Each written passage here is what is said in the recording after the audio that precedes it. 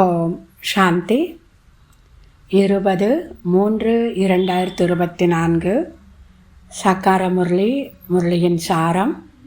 இனிமையான குழந்தைகளே, பரமாத்மா தந்தையினுடைய பல்கலைக்கழகத்தின் மாணவர்கள் என்ற மறைமுகமான குஷி உங்களுக்கு இருக்க வேண்டும்.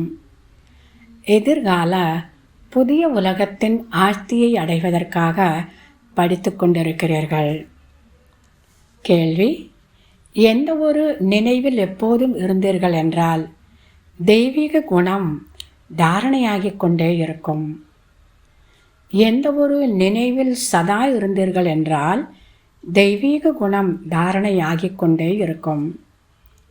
பதில்: ஆத்மாக்களாகிய நாம் சிவா பாபாவின் குழந்தைகள். பாபா நம்மை முள்ளிலிருந்து மலர்களாக மாற்ற வந்துள்ளார். இந்த ஒரு நினைவு எப்போதும் இருந்ததென்றால் தெய்வீக குணம் தாரணையாகிக் கொண்டே இருக்கும். படிப்பு மற்றும் யோகத்தின் மீது முழுமையான கவனம் இருக்க வேண்டும்.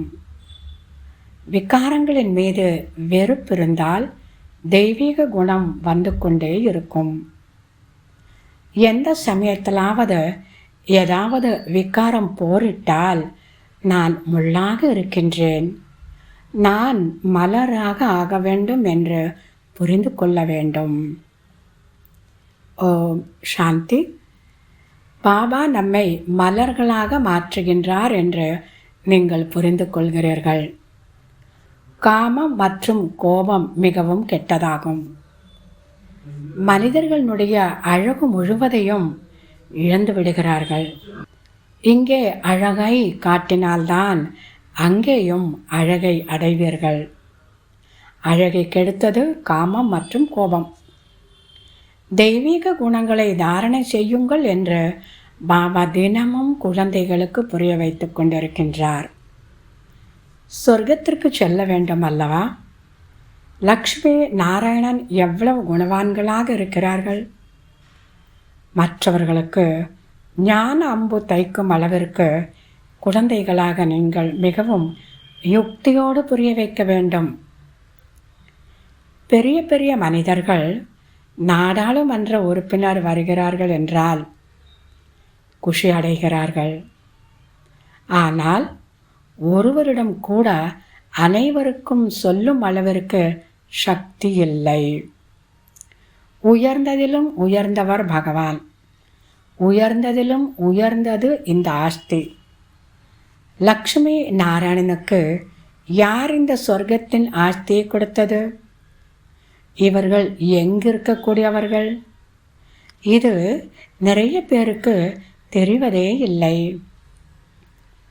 அருங்காட்சியகத்திற்கு நிறைய பேர் வருகிறார்கள்.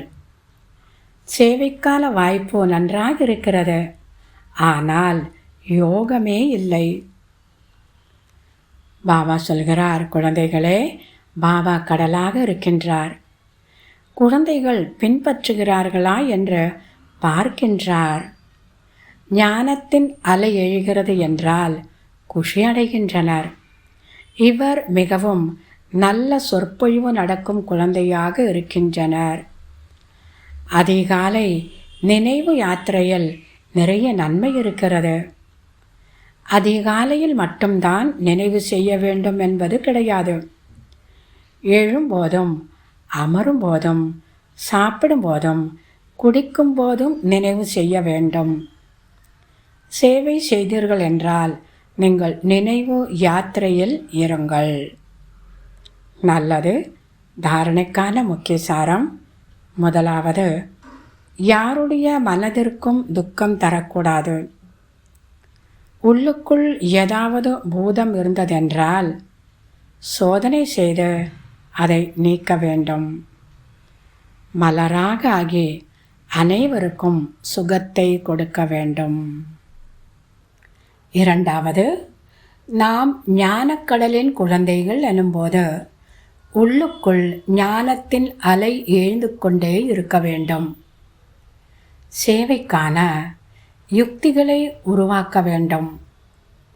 ரயிலில் கூட சேவை செய்ய வேண்டும். கூடவே தூய்மையாவதற்காக நினைவு யாத்திரையிலும் இருக்க வேண்டும். இன்றைய வரதானம். நினைவு மற்றும் சேவையின் மூலம் பாபாவின் உதவியை அனுபவம் செய்யக்கூடிய ஆசீர்வாதத்திற்கு பாத்திரமான ஆத்மா ஆகுக. நினைவு மற்றும் சேவையின் மூலம் பாபாவின் உதவியை அனுபவம் செய்யக்கூடிய ஆசீர்வாதத்திற்கு பாத்திரமான ஆத்மா ஆகுக. விளக்கம்: எங்கு நினைவு மற்றும் சேவையின் சமநிலை உள்ளதோ அங்கே பாபாவின் விசேஷமான உதவி அனுபவமாகும். எங்கு நினைவு மற்றும் சேவையின் சமநிலை உள்ளதோ அங்கே பாபாவின் விசேஷ உதவி கிடைக்கும். இந்த உதவிதான் ஆசீர்வாதமாகும். ஏனென்றால் பாப்தாதா மற்ற ஆத்மாக்களைப் போன்று ஆசீர்வாதம் செய்வதில்லை. கையெடுத்து நீங்கள் எல்லோருமே நல்லா இருங்க அப்படி ஆசீர்வாதம் செய்வதில்லை. ஏனென்றால் பாப்தாதா மற்ற ஆத்மாக்களைப் போன்று ஆசீர்வாதம் செய்வதில்லை. பாபாவோ ஆசிரியராக இருக்கிறார். எனவே பாப்தாதாவின் ஆசீர்வாதம் என்பது சகஜமாக தானாக உதவி கிடைப்பதாகும். இதுதான் ஆசீர்வாதம். அதனால் யாருமே எனக்கு ஆசீர்வாதம் கொடுங்க, என் தலைமையில் கையை வைங்க கேட்க வேண்டிய அவசியமே இல்லை. யாருமே யார் தலை மீது கையை வச்சு ஏதோ உங்களுக்கு நான் ஆசீர்வாதம் கொடுக்குறேன் அப்படி செய்யவும் கூடாது. இதன் மூலம் நடக்க முடியாதது என்று எது இருந்ததோ அது நடக்கக்கூடியதாக ஆகிவிடும். இதுதான் உதவி, அதாவது ஆசீர்வாதம். அத்தகைய ஆசீர்வாதத்திற்கு பாத்திரமான ஆத்மாக்களாகிய நீங்கள் ஒரு அடியில் பல கோடி மடங்கு சேமிப்பாகிவிடும். முக்கியமான விஷயம், பாபா கிட்டேருந்து ஆசீர்வாதத்தை வாங்கணும். அதற்காக நினைவு மற்றும் சேவையினுடைய சமநிலை தேவை. ஸ்லோகன்: சகாஸ் கொடுப்பதற்காக அழியாத சுகம், சாந்தி மற்றும் உண்மையான அன்பின் ஸ்டாக்கை சேமித்து கொள்ளுங்கள். சகாஸ் கொடுப்பதற்காக அழியாத சுகம், சாந்தி மற்றும் உண்மையான அன்பினுடைய ஸ்டாக்கை சேமித்து கொள்ளுங்கள். நல்லது.